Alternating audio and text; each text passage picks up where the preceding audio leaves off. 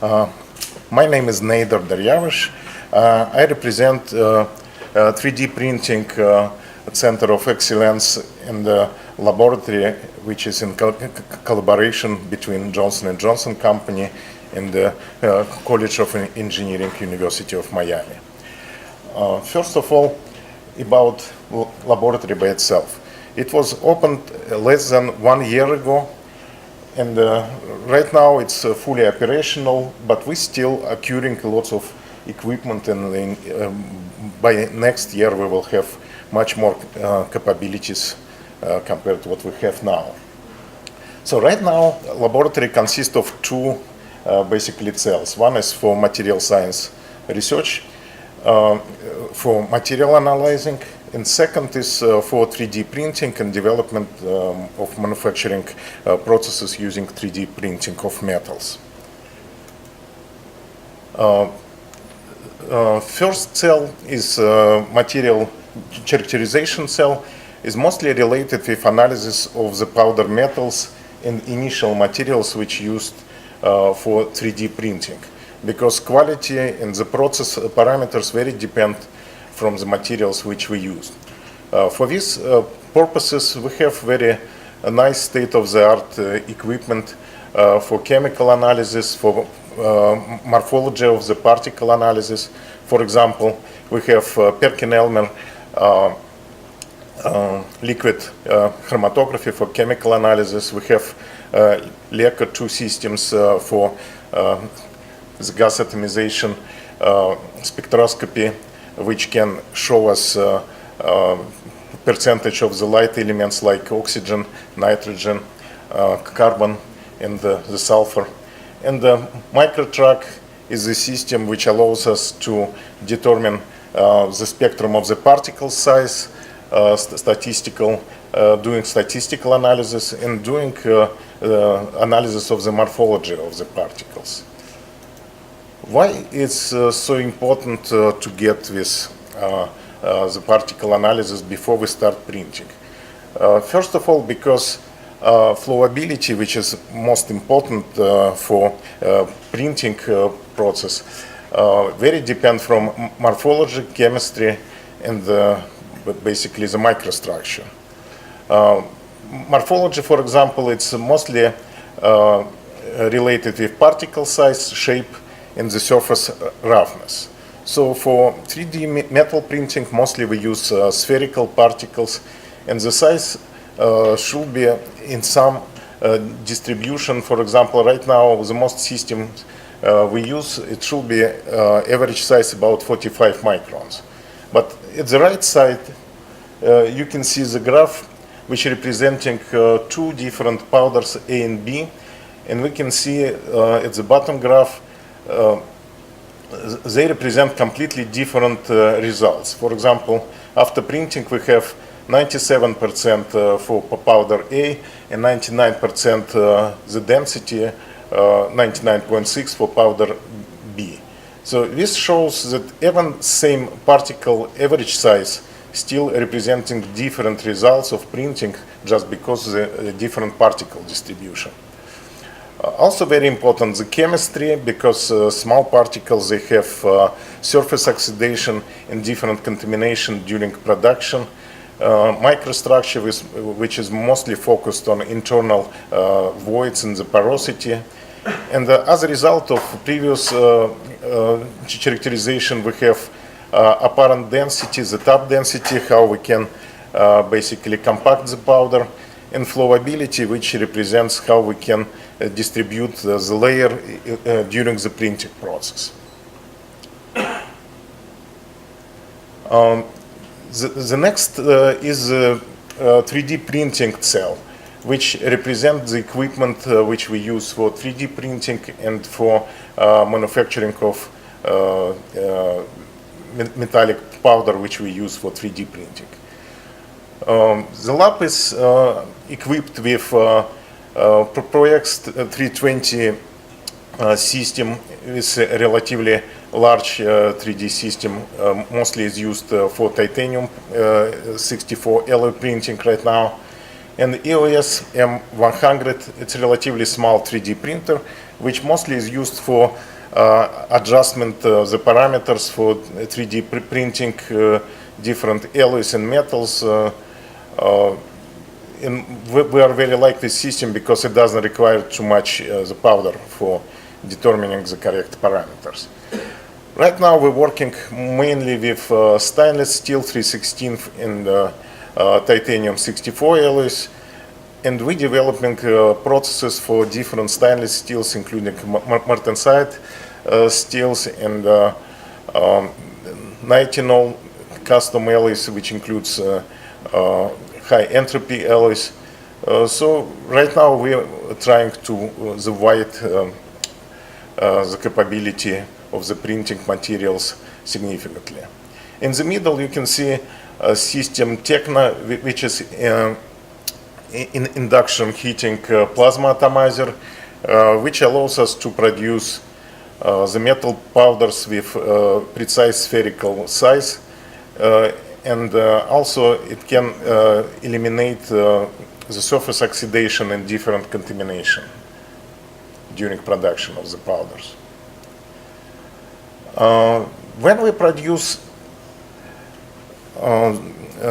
some specimens or products, first of all, we're doing cross-sectional analysis, and for this purpose we have SEM system equipped with EDX for chemical analysis. Also we have Instron machine, and we'll use lots of Instron hours from College of Engineering to conduct mechanical tests. Equipment which also we have includes Rockwell hardness tester, micro tester, and nano hardness testers. So mostly we determine, first of all, which parameters can achieve maximum mechanical properties and maximum density. And the second, we have to determine what the post-processing heat treatment is required to get the properties which we need. So to determine parameters, we have to go through the processes like to print single lines first to determine what the powder, what the speed is required. And after determining process windows, we can print cubes in the tensile samples to produce mechanical evaluation and metallography. These slides present basic processes, results which we did for University of Miami. And last slide represents equipment which we're buying for next year. This is $1.5 million micro printer which can produce very precise finish products from different metals. So that's it. Thank you. Hello everyone, I am Emrah Çelik. I'm assistant professor at the Mechanical and Aerospace Engineering Department. Before I go to the main topic, I want to give you the, overview of the additive manufacturing activities that we do in my lab. So basically the main focus is we look for the materials that cannot be additively manufactured, and we develop the technology to manufacture those materials. So on the left you see the 3D printers that we use for additive manufacturing. The first one on top is the FDM printer. Almost all the printers that you will see today is FDM type, maybe 90%. So it is very established technology for 3D printing of thermoplastic materials. But we use this printer for a completely different purpose. So we use this for printing thermoelectric materials, which is the topic of today's speech. So we also have DREC, right, 3D printer. So this 3D printer can print thermoset materials which can withstand high temperatures. Thermoplastics cannot really go high temperatures. We can also add carbon fiber or glass fiber into it to make this really strong. So we also have SLA type of 3D printers. In this case, you have a liquid resin you put in the tank, and you use a laser beam to cure the material and make a solid sample. Again, for the novelty of our research, we add nanomaterial into the resin and make this multifunctional materials. In this case, we collaborated with Dr. LeBlanc in chemistry department. So we use the carbon dots into the resin. So this is undoped, this is doped Statue of Liberty. So you can make this fluorescent under certain illumination. Okay, so now I'm going to talk about the main part, which is the additive manufacturing of the thermoelectric energy harvesting materials. So thermoelectricity by definition is direct conversion of heat or thermal gradient into electricity. So basically, if you have any waste heat, you can use these materials to convert that into electricity. And fortunately for us, and unfortunately for everybody else, there's huge amount of waste heat in our environment, in any type of power plant, nuclear or gas or incinerator or car combustion engines. Most of the energy that you generate is waste as a heat. Okay, almost 70-75% you really lose it.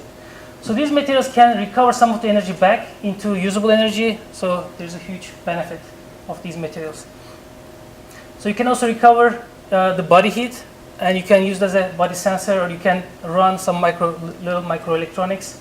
If you are in the jungle, if there's no power, you can lit a fire, and then you can use these materials to charge your iPhone. NASA also uses this a lot in deep space applications because there's no solar energy, so this is the only energy source to run the machines. Okay, so very basically the concept is simple. I'm not going to go into deep, but basically you need this thermoelectric materials, two different types, P and N type. This is semiconductor. So you connect this with a conductor metal, and you have hot surface on top. Bottom is the cold surface. So you have thermal gradient. Because of the thermal gradient, the charges flows from one side to another. So you basically create a current, little current. So you get power. But this single module only generates very little amount of power. So you get, if you want to get a significant amount of power, so you need to put hundreds, sometimes thousands of these single modules to generate a lot of energy. So as you can see here, it's very difficult to fabricate. With the conventional techniques, you need to cut it, you need to weld it, you need to assemble it. It's not easy. But also it adds the cost of the technique that limits the application of these generators. But we think that with additive manufacturing, we can solve these issues. And the technique that we develop it is still FDM method, but we mix the polymer powder with the thermoelectric powder. We create a custom filament, we 3D print it, and we can have any shape that we want. We can achieve very complex geometries. These cannot be achieved with the conventional methodology. So these are only not good looking.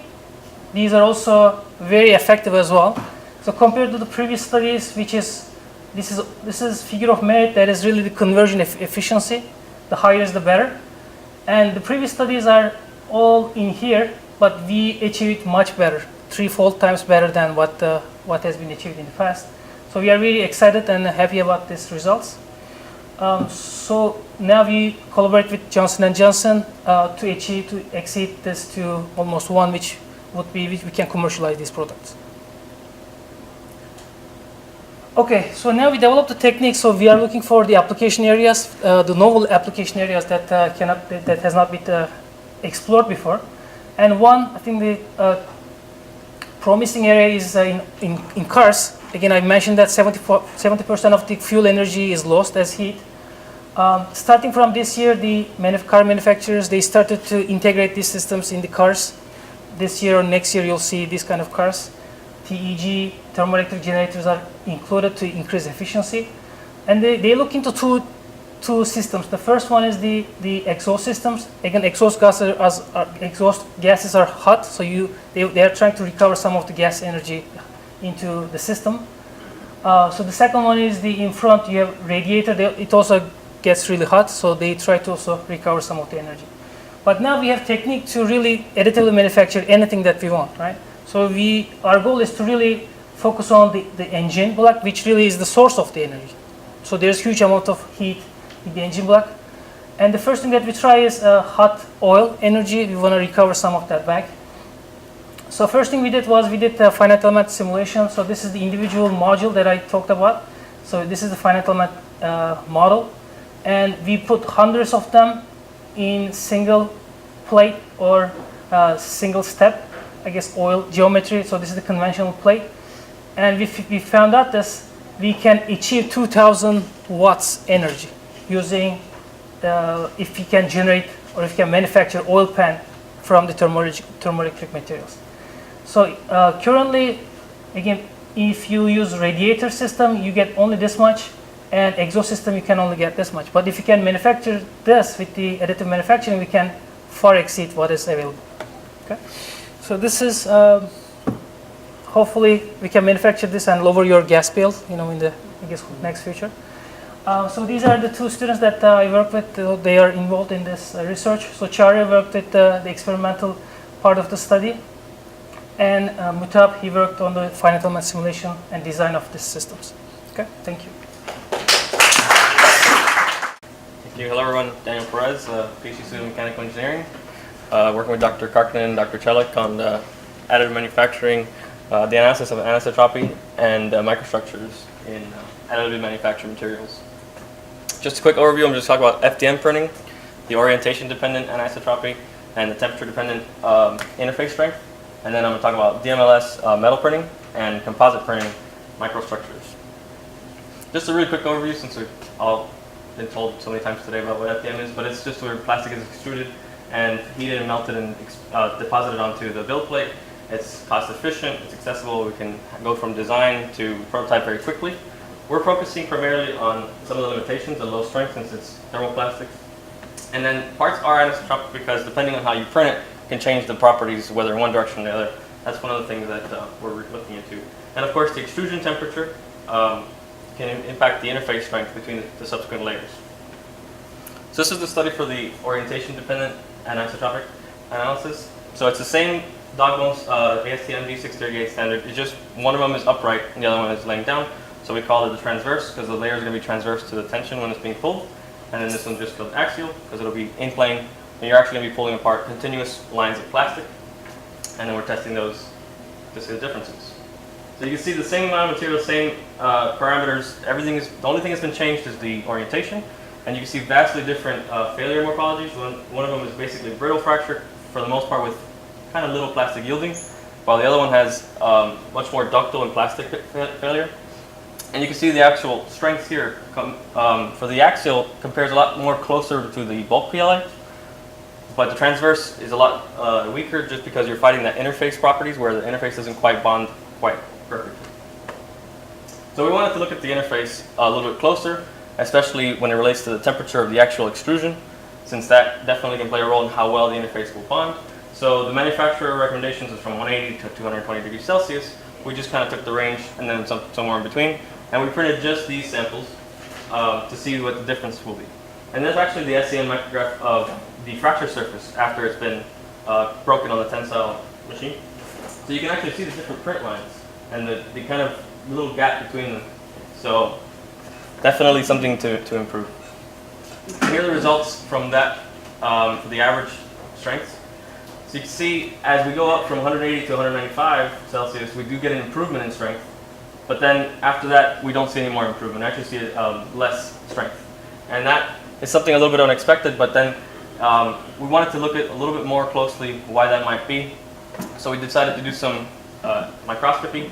And these are the layers at about 200 times magnification. Can't really see a whole lot here, so we decided to go a little deeper. And these are all at the same magnification. So it looks like they're all different scales, but they're all the same. At 180, you can clearly see a poor bond between the two layers. So that's definitely a reason why it would be as strong. 195, definitely a lot better. It looks like a nice little weld right there. 220 does look a lot like a much better bond where they kind of melted into each other. However, that was not stronger. And the surface roughness of these materials actually kind of gives it away. We believe it's thermal degradation of the polymers. The polymer chains are actually starting to degrade and break down because of such a high temperature. So there's a trade-off and there's an optimal point at which to print these materials. And for this material, it's somewhere around 195. Moving on to some DMLS, which you've seen also today. We worked with Johnson & Johnson on some of these. I won't go into too much detail about how it works because it's already been covered. But we're going to be looking into primarily the grain size and the grain distribution. And also we're going to be, in the future, in a separate project, we're going to be using this to print a CubeSat frame for a different project. So, as I said, we really want to know the difference between a printed part and a non-printed part as far as the grain morphology, the grain size, and whether or not the laser scanning has an impact on the actual grain size and if there's any kind of bias or alignment. And this is the result. So this is just a typical non-3D printed stainless steel. As you'd expect, there's no kind of bias and it's just kind of random grains. But you can see in the printed steel, there is a bias. There's all these little lines, and then these also.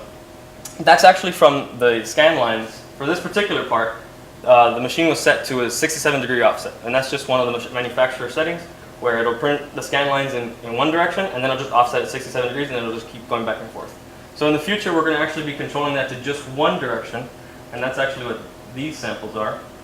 And we're going to be taking that to tensile test to see if there's any impact on the actual mechanical properties of these parts. And if so, how can we use that to better design the part, or at least better design the orientation of the scan lines when we print out structural parts.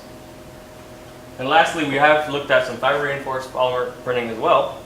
That's the Mark Forge printer. So it'll actually have a spool of some sort of fiber, Kevlar or carbon fiber toes, and it'll lay that along with nylon substrate. And you can see these dugable samples here. So this would be Kevlar 45 degrees plus or minus, Kevlar unidirectional, and carbon fiber unidirectional. And this last one is just nylon. So these are samples that we tensile tested to see what kind of failure morphology there will be in the fracture surfaces. So here we see some limitations with the technology, something that we're looking to improve. We see poor resin content with carbon fiber reinforced composites or any fiber reinforced composites. You want to see good flow of resin into the fibers. You see fiber pullout, so probably improving the interface between the fiber and the matrix bonding. And then here, just some fracture of the, so you have carbon fiber toes here that have been broken, ruptured. And then you have the Kevlar fibers. Kevlar fibers being polymer, they will definitely plastically deform a lot more. So that's something that we're looking into as well. Just to conclude, we looked at some FDM parts, and it's highly dependent on the orientation as well as a variety of other factors, the temperature and speed. And understanding how all these things affect the macro scale properties is something that we can use to better design our parts and better print them. And then for DMLS parts, we're in the process of quantifying exactly how much these grain alignments can impact the mechanical properties.